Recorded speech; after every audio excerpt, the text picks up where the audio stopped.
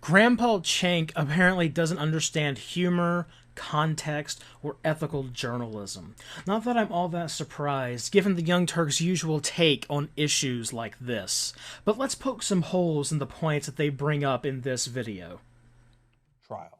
Maker Studios, which is owned by Disney, and YouTube have cut some of their ties with PewDiePie. Now, Maker Studios has completely cut its ties with PewDiePie, the largest YouTuber, the most popular YouTuber, and YouTube itself has decided to essentially get rid of PewDiePie as a Google preferred partner, and also did away with his YouTube Red program. Okay, so it was an additional way for him to gain revenue through YouTube.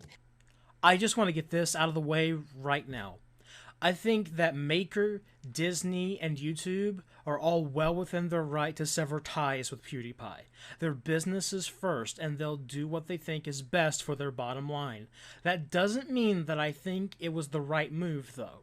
Their decision to sever ties and drop his YouTube Red program were hasty, knee-jerk reactions to inaccurate news articles written about him.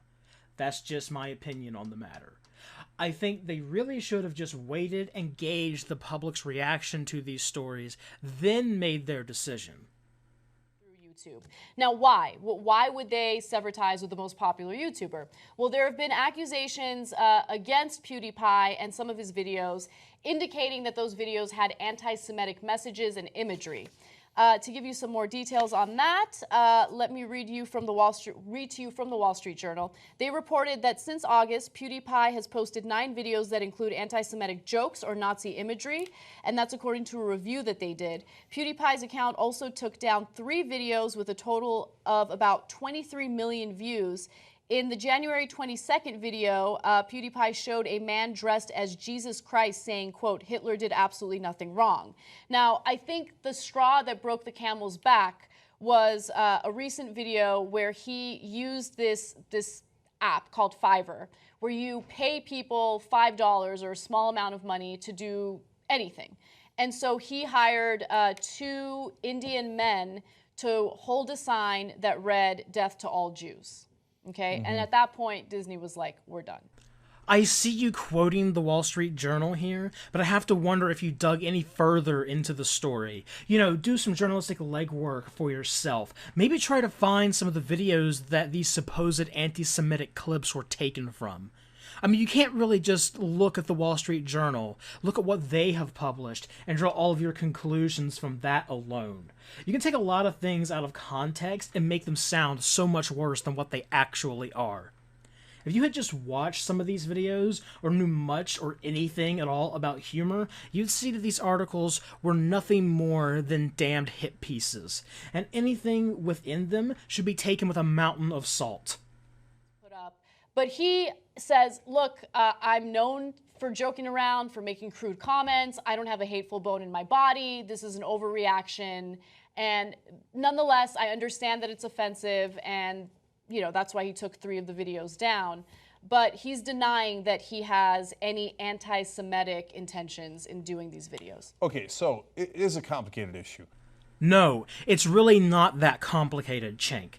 People can say all sorts of horrible shit in jest, but you can't draw conclusions about them as a person or judge their character simply based on those jokes. Other behavior we've seen from PewDiePie is contrary to this article's message that he's just a hateful bigot. Now, in terms of what he did and why it's wrong and what our reaction should be. PewDiePie did nothing wrong.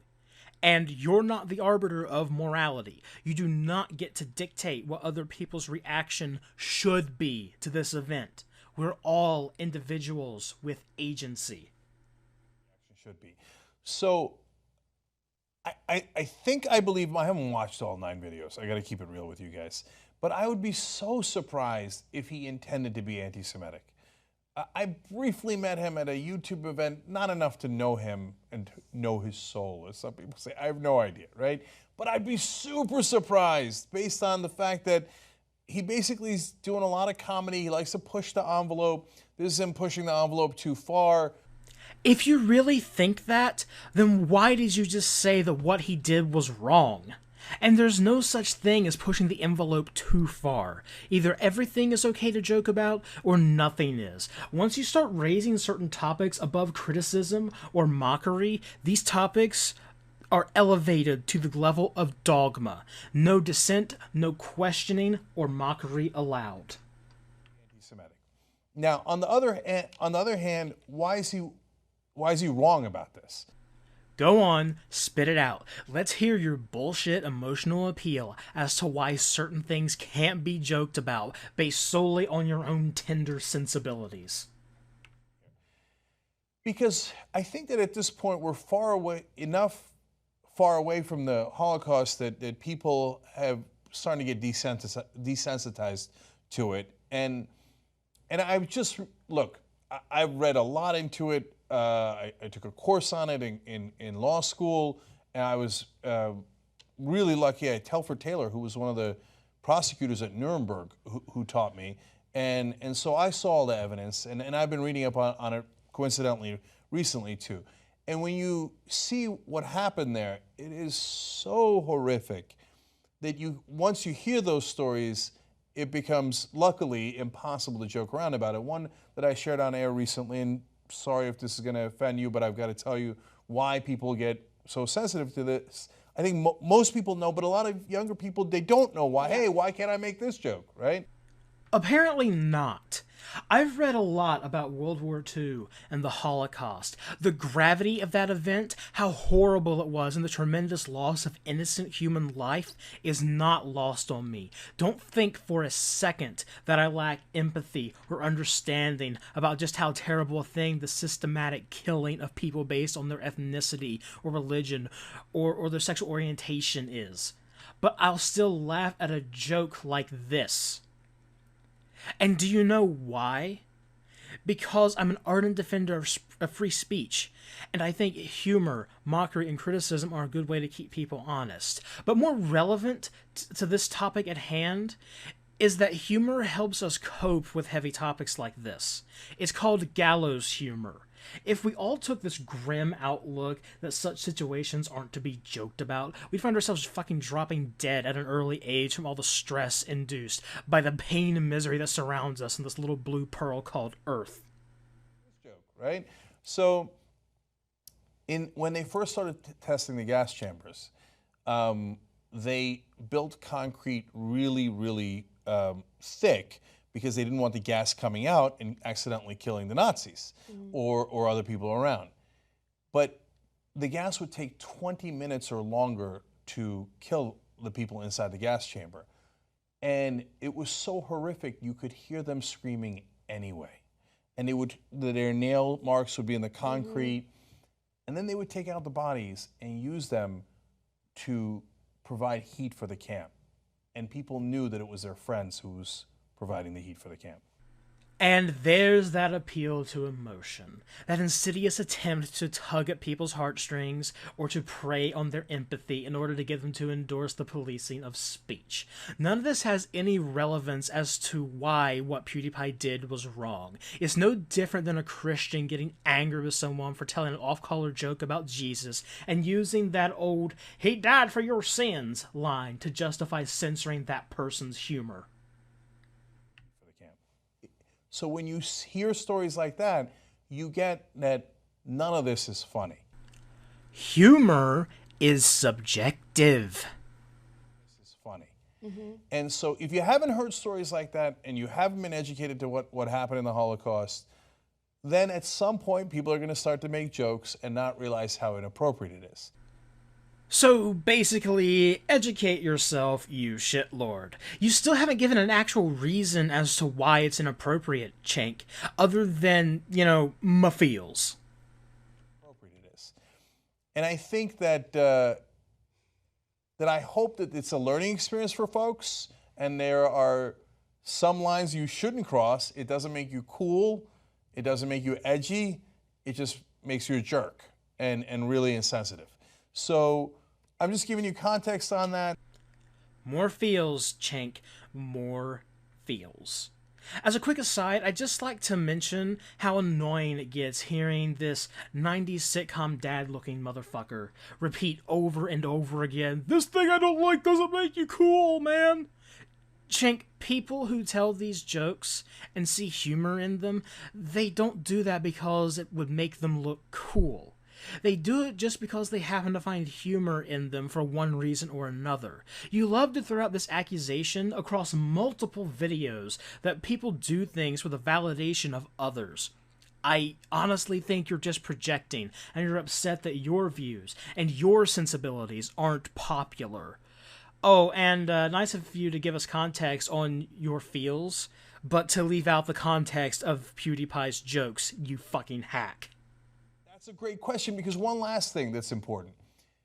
Well, if you start saying it, and some people know you're joking, but others don't. By the way, the Daily Stormer, or Stormfront, which is a neo-Nazi website, have now become big fans of PewDiePie. Yeah. And they don't get it. They think it's real. And so now they're promoting it. Yeah. At some point, people lose track of what's a joke and what's not a joke. And then all of a sudden, it becomes acceptable to put signs like that up. Yeah. And we don't want to normalize that. Once again, human beings have agency. Telling these jokes, finding humor in these grim events of history, none of that really affects people's feelings towards the actual events themselves, unless there's something severely wrong with you, unless you're fucked in the head. Jokes about gassing Jews don't lead to more neo-Nazis. It just leads to some people having a chuckle around a dark subject, and a few autistic skinheads saying, "Yeah, preach, brother," while the rest of us call them out for being assholes. That. So, in regard to what you just referenced with the Daily Stormer, they apparently have shared his videos on their website. On January 23rd, the site changed its motto to the world's #1 PewDiePie fan site, and that's according to the Internet Archive, celebrating his, or PewDiePie, for making the masses comfortable with our ideas. See, that right there is the most important part. I like how you take the Daily Stormer at their word here. Like, you actually believe this conspiracy-riddled garbage website when they claim that PewDiePie's jokes will wake up the masses to their asinine ideas of white supremacy. They will hold up anything that will even remotely let them believe that people are becoming more accepting of their ideology, and you should know that. Then again, that wouldn't support your case for controlling speech and censoring humor that makes you feel uncomfortable. Important part. Because if you do 9 videos, and some people know you're joking and some don't, and they start to think it's funny or clever to make jokes about killing the Jews or putting swastikas or supporting Hitler, you're starting to normalize it.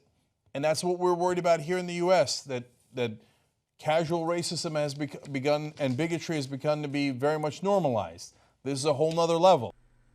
I think the problem lies with you and your ilk, Chink. The problem isn't so much with the behavior of others, but rather with your own sensibilities and what you define as casual racism.